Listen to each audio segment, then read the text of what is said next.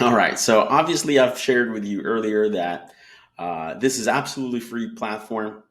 So there's no hosting fees. There's no cancellation fees, and your content is not going to be canceled if you cancel your account or membership because there's nothing to cancel.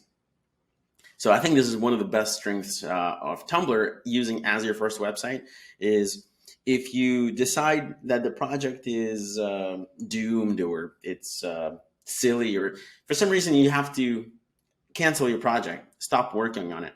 At the very least, you'll still maintain the record of working on this project by having it on Tumblr.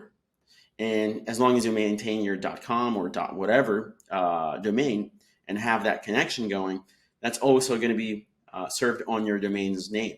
The secure website certificate now, every website needs to have HTTPS. So the S in the end indicates that you have that certificate. So there's an extra step that you have to go through to install the certificate. You don't need to do any of that. So that's another strength to Tumblr. I'm not sure if I've included that or not here.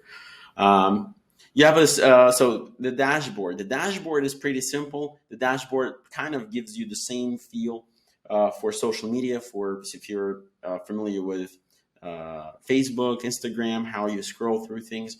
That's how Tumblr is going to feel. That's how your website is going to feel.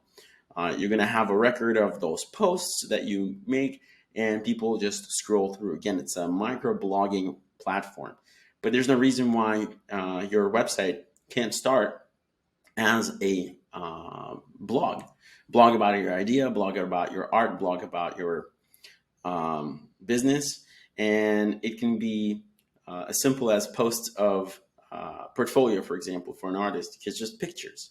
That is possible. Every once in a while, you can create a quote. Every once in a while, you can share some of the ideas that you have. So it just depends on who you are and what you need.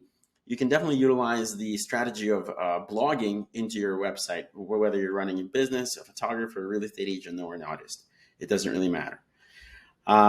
It does have themes, so you can change the look of your website as it being served on your domain. In the end of the video, I'm going to show you exactly how these are, the one that I use that I think is the best one. Your top stays the same, and as people scroll, your top remains the same on the mobile experience, and the top remains the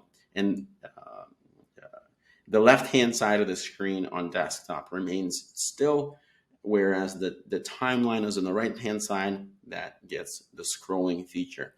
So one of the side is always present when you're scrolling, and that's, I think, pretty powerful because over time people will just remember that top on mobile experience or the side on the desktop experience, and that's great for branding. So having said all that, we also have some limited HTML embedding that I'll touch in the weaknesses, and that brings me over to the weaknesses.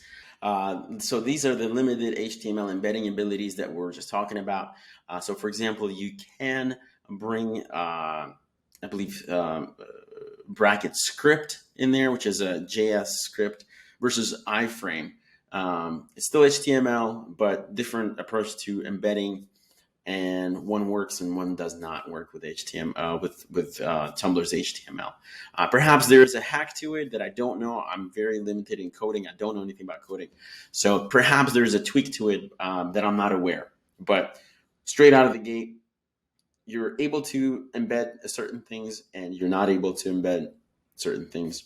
So it's also a limitation. So yes, it's a strength over, social media, for example, where you can't embed things at all, versus something that's free where you can embed some things. So that's important to understand that there are some limitations to that. There are no plugins, whereas like with WordPress and other perhaps platforms, there are plugins that you can purchase, such as with Shopify, there's plugins